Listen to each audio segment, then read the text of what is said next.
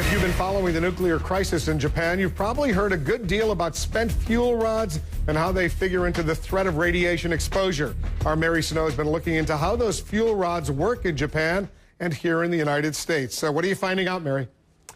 Well, Wolf, one thing that the United States and Japan have in common is that there is no long-term storage facility for used nuclear fuel. Those spent fuel rods you just mentioned, they're stored at power plants. A look at the Fukushima nuclear power plant, where a big threat comes from the pools storing used nuclear fuel. They keep spent fuel rods cool, but because the water has either leaked or boiled off, utility crews and soldiers have been spraying water in a frantic effort to replenish those pools. If those spent fuel rods are not kept cool, they are partially melt or burn, sending radiation into the air. This photo shows a gaping hole at reactor 4. The pools are used in Japan because it stores used fuel at its plants. So does the United States. David Diamond is a nuclear engineer with the Department of Energy's Brookhaven National Lab.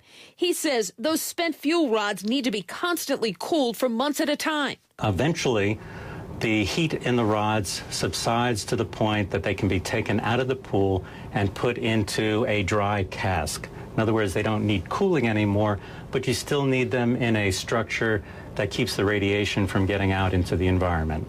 Here in the U.S., this is a spent fuel pool at the Dresden nuclear power plant in Illinois, where CNN's Brian Todd visited last year. True. In fact, where we're standing right now is very safe for walking around, for working in, whatever we need to do.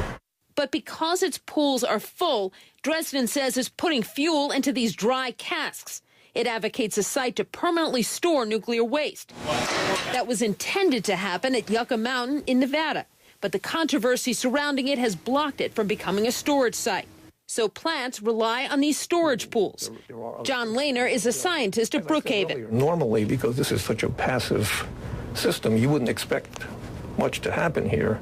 But of course, if you're looking at something like a terrorist attack, then you would want to have some extra measures. Lehner says after 9/11, the Nuclear Regulatory Commission told utilities they must have an emergency backup plan of getting water into those pools to keep them full. And Wolf, one of the similarity between the U.S. and Japan are the emergency power systems to plants. If there is a power failure in the U.S., emergency diesel generators will kick in. And if they don't operate, there are batteries that can provide power for 4 to 8 hours. And that's essentially the same backup plan at the Fukushima plant in Japan.